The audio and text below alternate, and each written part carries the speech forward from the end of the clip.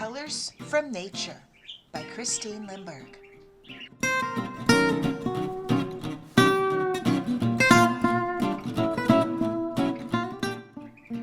Have you ever noticed all the different colors there are in our clothes?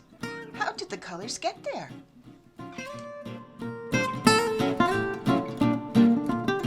Sheep have a warm covering that grows on them called wool. People discovered that sheep's wool could be cut and spun into wonderfully warm yarn. The yarn could then be used to make different kinds of clothing, such as mittens, hats, and warm sweaters. These photos show what a sheep looks like before and after its haircut. But don't worry, the sheep will grow new wool that will keep it warm throughout the cold winter months.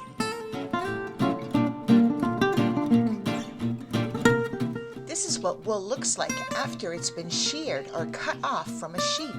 What do you notice about the wool? What color is it? What do you think it feels like? The cleaned wool is put into a spinning machine that turns the wool into yarn. To keep it from tangling, yarn is often rolled up into nice, neat balls. This ball of yarn was made out of wool and was used to knit this mitten. How do you think this yarn became so colorful? Do you think there may be sheep with brightly colorful wool? The wool that grows on sheep is usually white, brown, or black.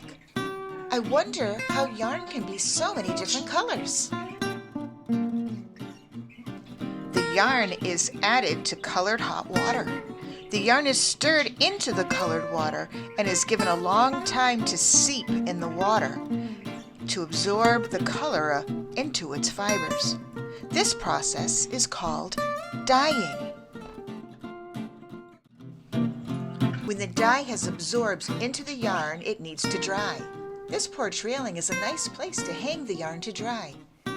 Look at all the different colors. But where does the dye come from? Dyes can come from nature. Many plants have colorful leaves, flowers, fruits, and vegetables that can be used to make dyes. These red beets can be used to make dye that will turn white fabric into a deep, bright, purpley red color. The skin on this onion was used to dye this yarn yellow.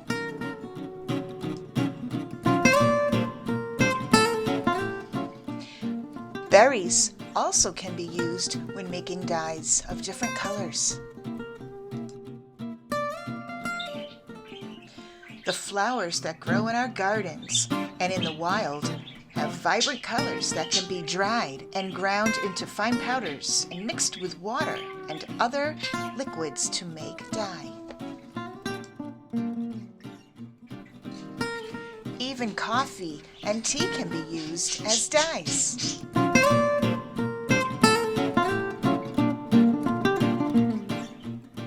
There are so many colorful possibilities thanks to sheep and the plants that grow from the earth.